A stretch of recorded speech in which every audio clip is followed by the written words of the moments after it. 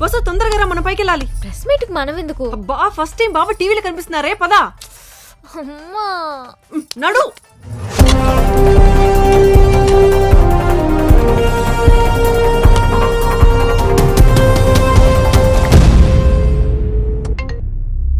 ఏమరా meeting మొదలైందా? 5 o'clock start అవుతుంది, మీరు బయలుదేరండి. 10 నిమిషాలు లేట్గా అవుతాలే.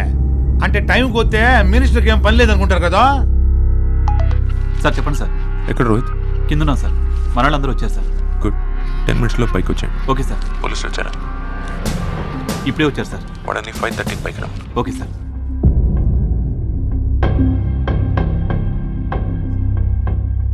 అశేష భక్త జనానికి, ముక్తి ప్రేక్షకులకు నా నమస్కారం. ఈరోజు చాలా దివ్యమైన రోజు.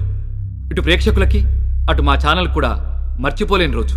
ఎందుకంటే ఈరోజు మేము మామూలు వ్యక్తిని పరిచయం చేయట్లేదు, సాక్షాత్ దైవస్వరూపుణ్ణి పరిచయం చేస్తున్నాం. అలాంటి వ్యక్తిని మేము పరిచయం చేయడం మా ఛానల్ అదృష్టం. ఇప్పుడు ఆ దైవస్వరూపుని గురించి శ్రీ గురుమూర్తి గారు 2 మాటలు చెప్తారు. సర్వే జనా సుఖినో భవంతు. సంభవామి యుగే యుగే. పాపాలు మితిమీరినప్పుడు దుష్ట శిక్షణ శిష్ట రక్షణ కోసం ఆ శ్రీకృష్ణ పరమాత్ముడు పుడతానని చెప్పాడు. పుట్టాడా? పుట్టలేదు. మనిషిగా పుట్టలేదు, దేవునిగా ప్రత్యక్షం కాలేదు.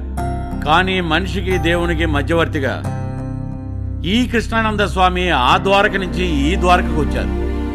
జై కృష్ణానంద స్వామీజీకి, జై కృష్ణానంద స్వామీజీకి.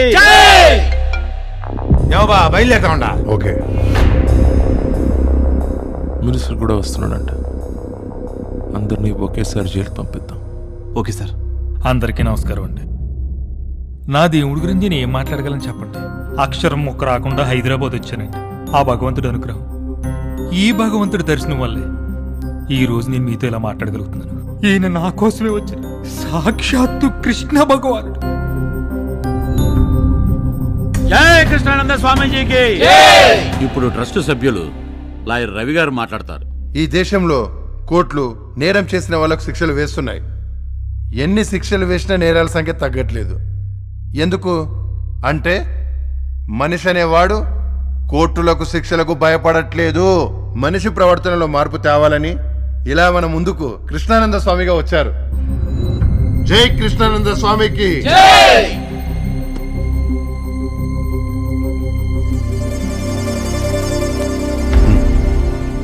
10 నిమిషాల్లో మినిస్టర్ వస్తున్నాడు, వెయిట్ చేయి.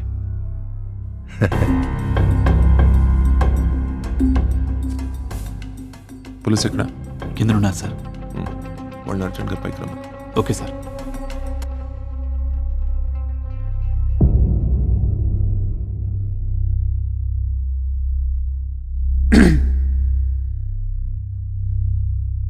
అందరికీ నమస్కారం. ఇందాక అందరు చెప్పినట్లు నేను మహానుభావుడిని కాదు.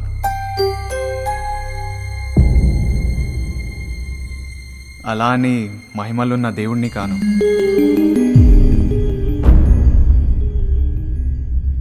నేనొక దొంగని.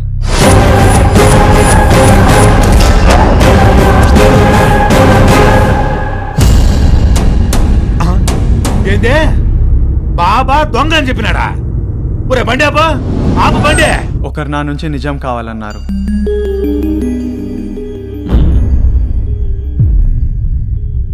అందరికీ చెప్తున్నాను,